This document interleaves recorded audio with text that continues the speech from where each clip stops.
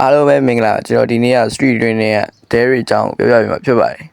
Derek က skateboard ကိုဆွဲလန်းသူတစ်ယောက်ဖြစ်ပြီးတော့သူဖြတ်တန်းခဲ့ရတဲ့ lifestyle ကလည်းတော်တော်လေးကျန်းပါတယ်ဒါအပြင်သူ့ရဲ့ skateboard ကိုဖန်တီးနိုင်စွမ်းကလည်းတော်တော်လေးကြီးကျူးဖို့ကောင်းပါတယ်ဒါအပြင်သူ့ရဲ့ fashion ကအပေါ်မှာပွာရောင်းနေတဲ့အင်ဂျင်နဲ့အောက်က baggy ရင်းနဲ့ဆိုတော့စောက်ထားတော့ကြပါတယ် Okay ဇလန်းကြောင်းပြန်ဆက်ရအောင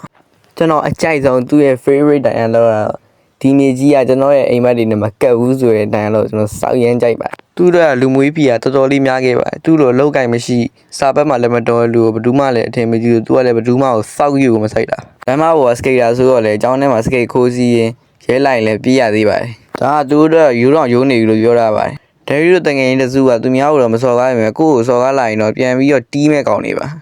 ါသူ့ရဲ့ပင်ကိုယ်စေရတော့သူ့ကိုစောက်ကောင်းပြောတဲ့ကောင်တွေကိုပုံကန်ခြင်းစိမ့်နဲ့စိတ်အားထက်သန်မှုလိုပဲဖြစ်ပါတယ်ဒါပြင်သူ့ရဲ့ wavy ရဲ့သူနဲ့တော်တော်လိုက်ဖက်တာကိုတွေ့မြင်ကြရမှာပါEasy up, Richard Simmons. It's not like he's, oh my good lord, look at that side fight.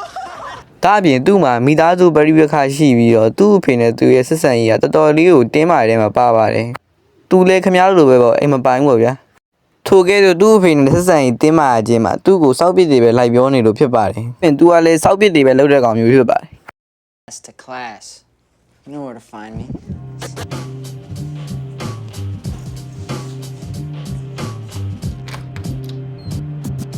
လောက်ရတဲ့အချို့လည်းကြည့်ပါကျွန်တော်တို့စောက်ခွက်ကိုရိုက်မြဲလုံးနှိုက်ပါသူ့အဖေခင်ဗျာဟင်ကနေဟာကနေကြံခဲ့ရတဲ့ဘဝပါဒါပေမဲ့စိတ်ကူကနောက်ပိုင်းမှာနဗန်ကြီးမှခံတစ်ခုရှိသေးပါတယ်ဒါပြင်သူ့မှာ high school က story တောက်လည်းရှိပါတယ်အဲ့ story ကိုစောက်ရမ်းရှုပ်ပြီးတော့သူလည်းမသိတဲ့ကိစ္စတွေလည်းအများကြီးရှိပါတယ်တော်တော်လေးရုပ်ပေါက်တဲ့ကန်လာတော့ပါမယ်တော်တော်လေးရုပ်ပေါက်တော့မှာအဲ့မှာကြည့်ကြပါဦးကင်းမီကောက်ထောင်ထောင်ကြီးပဲဖြစ်ပါတယ် Derek ရှိမှလောက်တာဆိုတော့ Derek ကမျက်ရည်နဲ့ဆက်ပါပဲအဲ့လောက်ထိနွားဖြစ်နေရအောင်သူကအရာရာတိုင်းကိုသဘောထားကြီးကြီးနဲ့ခွင့်လွှတ်ပေးနေတော့မှာပဲ She asked me to offer you a job. Really? ကျန်တာဆိုတီးခံတတ်ပြီမဲ့သူ့ကိုဘာအလုပ်ဆက်လုပ်မှလဲမင်းသူကမတီးခံတတ်တဲ့လူမျိုးပါအဲ့ဒါမို့သူ့စော် share ဆဲရွတ်ဒီလိုပြောပါတယ် Come crying to me when your big dreams fall apart. Don't fucking hold your breath. Pull up your goddamn pants, you loser!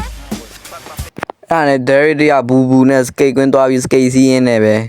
စော်လေးတယောက်နဲ့သူ့မောင်နဲ့ရင်းနှီးခဲ့ပါတယ်ပြီးတော့အိမ်မောင်လေးကသူ့ကို Derek နဲ့ share ကိုချိတ်ပေးနေပါတယ်တော်တော်ကန်ကောင်းတဲ့ကောင်ပါခင်ဗျားတို့အိမ်မပိုင်တဲ့ကောင်လေးဆိုတော့လေအိမ်ကိုခိုးပြီးတော့ဝင်လာရင်းနဲ့သူ့အဖေနဲ့တွေ့ပြီးတော့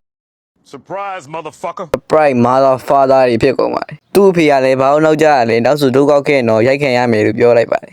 နောက်နေ့မှာအတူထောင်ချောင်းကြီးကသူ့သားရဲ့ MSC က after ရောနေပြီးပြောပြီးမိဘနဲ့ခေါ်တွေ့ကတိုင်လိုက်ပါတယ်အဲ့လိုတိုင်ခံလိုက်ရမှာမို့စာကလေးကခဲမကြည့်တဲ့ Derek ဖေလည်းနှစ်ခါတင်းသွားပါတယ်အဲ့ဒါနဲ့ပဲဘူနဲ့ထွက်လာတဲ့ Derek လည်းသူ့ EX နဲ့ပြန်တွေ့ပါတယ်ဒါပေမဲ့သူ့ EX ကပြန်တွဲမယ်ပြောပေမဲ့သူကတော့ပြန်မတွဲပါဘူးဟုတ်တယ်ဆိုတော့သူ Sigma ဘွိုင်းမှာနောက်နေ့မှာစကေကွင်းလုံးနေရင်သူ့တငယ်ချင်းကောက်မှုနဲ့ရဲဖမ်းသွားပါတယ်ရုပ်လေးက3ရက်လောက်သမင်းမစားရုပ်လေးဖြစ်ကုန်ပါတယ်အဲ့ဒါနဲ့ပဲသူတို့နှစ်ယောက်ဂျေးအောင်လိုက်ရပါတယ်ဒါပေမဲ့သူ့အဖေကအာမခံလာထုတ်ပေးလိုက်ပါတယ်နောက်နေ့မှာသူ့အဖေက3ရက်လောက်တင်းတော့မရတော့ဘူးဆိုပြီးတော့သူ့ကို shape ကွိုင်းပါတယ်ကွိုင်းလို့မရတော့လက်ကလေးထောင်းပါတယ်လက်ကလေးထောင်းတော့သူကပြန်ပြောပါတယ်ပြန်ပြောတော့သူ့ကိုပြန်ပြီးတော့စူပါတယ်သူလည်းမရဘူးဆိုတော့ငြိမ်ခံလိုက်ရပါတယ်အဲ့ဒါနဲ့သူ့အဖေအော်ဒါငါတို့ရဲ့ဥတီရောသားလေးပဲမလုပ်သင့်ပါဘူးဆိုပြီးတော့ညင်ညင်သားသားလေးပါးကိုရိုက်ပါတယ်ဒါနဲ့ပဲ Derek လည်းအိမ်ပေါ်ကဆင်းလာခဲ့ပါတယ်အိမ်ပေါ်ကဆင်းလာအောင်စကိတ်နဲ့ပါအဲ့ဒါနဲ့ပဲ Derek ကဘူနဲ့တငယ်ချင်းအိမ်ပဲသွားနေလိုက်ပါတယ် Derek ကလမ်းမပေါ်ကလူငယ်တယောက်ပြင်မဲ့လဲရက်သေးတာတော့မမိဝဲပါဘူးဘာလို့လဲဆိုတော့သူ့အမေနဲ့ဖေကသူ့ကိုရက်သေးတာမတောက်စားခိုင်းလို့ပါအဲ့ဒါနဲ့ပဲသူ့ကိုမနာလို့တဲ့ပေါ်တာတယောက်ကသူ့နဲ့ရန်ဖြစ်ပြီးတော့ Derek လည်းသူ့ရှိရထွက်လာခဲ့ပါလမ်းမပေါ်မှာဥတီရမယ်စကိတ်စီးအနေနဲ့သူ့ရဲ့ Jeff friend လို့ဆော်လေးကသူ့ကိုကားပေါ်တင်ပြီးတော့သူတို့အိမ်ခေါ်သွားပါတယ်အဲ့ဒါနဲ့ပဲသူများအိမ်မှာအိမ်နေလိုက်ပါတယ်ဒါပေမဲ့သူများအိမ်မှာအိမ်ပြီးမှသူ့ရဲ့မိဘနှစ်ယောက်သူကလွမ်းနေပါတယ်အိမ်မရနဲ့ပဲသူအိယာထပြီးတော့သူ့မိဘနှစ်ယောက်ကိုဖုန်းခေါ်လိုက်ပါတယ်သူ့မိဘနှစ်ယောက်ကလည်းဖုန်းကပြောမိတဲ့အတွက်တောင်းပန်ကြောင်းမနေ့ကသူစကိတ်ပြန်ဝင်ပြိုင်မဲ့အကြောင်းတွေပြောလိုက်ပါတယ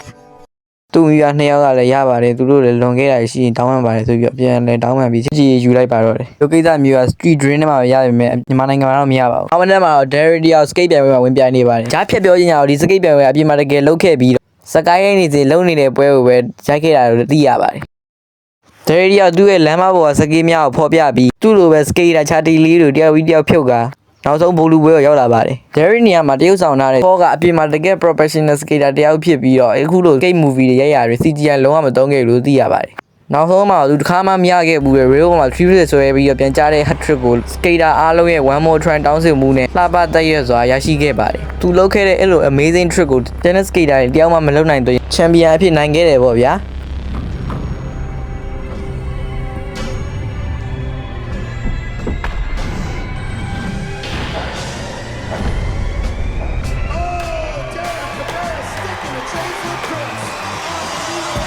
တော်လေးလာတဲ့ trip ပါအဲ့လို movie တွေကြည့်ရင် YouTube မှာလည်းတင်ပေးထားတယ်လို့မြန်မာဆိုင်ထိုးအနေနဲ့ channel မြန်မာမှာတွားပြီးကြည့်လို့ရပါပြီးတော့သူ့တငယ်ချင်းတွေနဲ့ပြောဖို့စော်ပုံတွေကအရန်ကိုရည်ရတဲ့ဖြင့် recommend ပေးပါတယ်ခုကျွန်တော် channel လေးလာတယ် channel အသစ်မို့လို့ like and subscribe လေးလုပ်ကြပါအောင်အားလုံးပဲ peace ပါ